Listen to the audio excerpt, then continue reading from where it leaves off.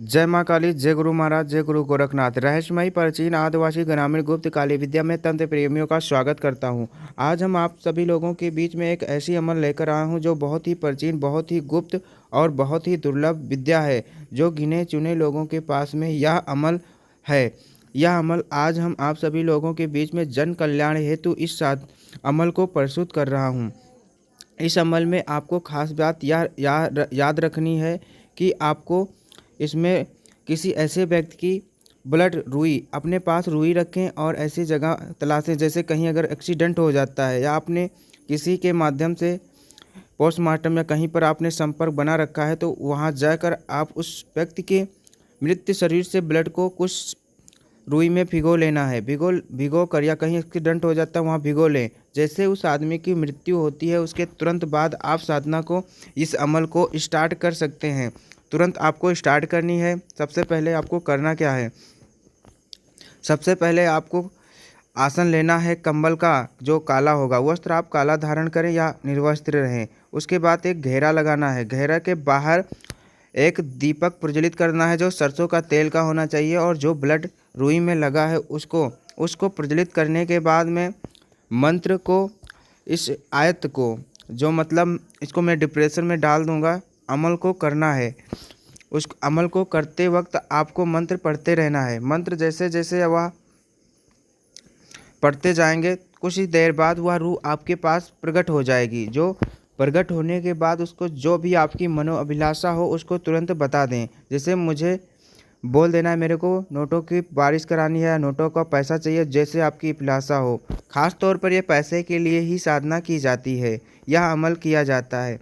जैसे ही वह, एक बात विशेष इसमें यह ध्यान रखनी है कि जैसे ही वह पैसे लेकर आए तुरंत उस दीपक को बुझा देना है, अन्यथा आपको आहित हो जाएगा। इसलिए इसमें बहुत विशेष ध्यान रखना है। अगर आपने जरा सी इसमें चूक हुई तो उसमें आप अपनी जान भी गंवा सकते हैं। इसलिए इस साधना को करने से पहले वस्ताज या अपने गुरु की सानिध्य में जरूर ये साधना संपन्न करें, अन्यथा बगैर मार्गदर्शन की यह साधना नहीं करनी चाहिए। यह केवल ज्ञानवर्धन के लिए, मार्गदर्शन के लिए, जन कल्याण हित के लिए यह साधना बता रहा हूँ, क्योंकि इस साधना में बहुत खतरा है। इस अमल में बहुत ही खतरा है, क्योंकि इसमें अगर जरा सी भी चूक हो गई तो वह रूह आपको मार देगी। इसलिए विशेष ध्यान इसमें आपको सुरक्षा कवच का करना बहुत ही परम आवश्यक है। उसके बाद दीपक को बाहर रखकर ही यह साधना की जाती है। यह अमल करना चाहिए। जैसे ही वो रूह आपका मनोचित काल करके वापस आती है, उसको तुरंत बाद अगर आप दीपक बुझाने में कामयाब हो गए तो वो रूह चली जाएगी, और रूह जाने के बाद वहाँ आपके पैसे जितने भी लाए रहेगी वो छोड़ जाएगी। उस पैसे को आप धर्म स्थान या जन कल्याण हेतु ही उपयोग करें। उसके बाद किसी नदी के तट पर उस आत्मा के बारे में आपको 21 गायत्री मंत्र से 21 बार गायत्री मंत्र से उसकी मुक्ति के लिए आपको 21 माला मंत्र जपना है। गायत्री मंत्रों का ये विशेष ध्यान देना है। और सबसे पहले एक बात और ध्यान देना, अगर जिस व्यक्ति को आपने रूह बुला रहे हो उसका नाम जानते हैं तो अच्छा है, नहीं तो उस व्यक्ति को ध्यान करके आपको 3 बार स्मरण करके उसको ध्यान करना है। उसके बाद आयत का पाठ करना है।